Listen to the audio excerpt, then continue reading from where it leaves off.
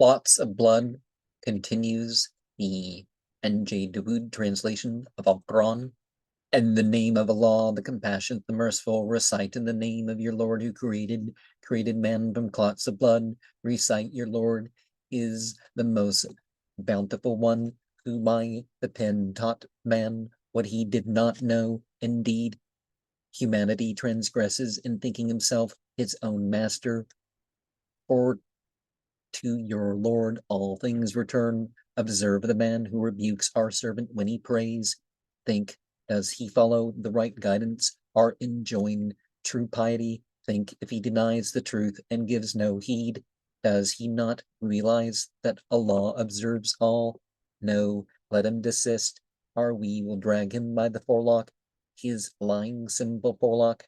Then let him call his helpmates. We will call the guards of hell. No, never obey him. Prostrate yourself and come near Kala to the Ahu was Jude Tarib. And he prostrate on the 7 points facing Mecca. And some of these things are there's some broader meanings to that. The chewed lump. It looks like a chewed lump. It looks like a clot of blood. And I didn't, I meant to say human or humanity instead of man because we're talking gender neutrals here.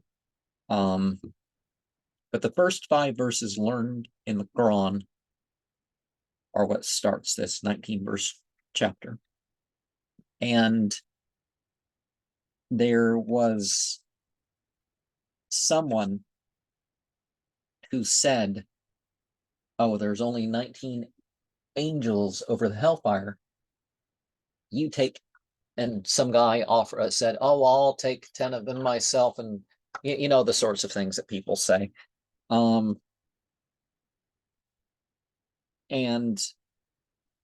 yeah, there was a lot of interference with even Muhammad praying, which was,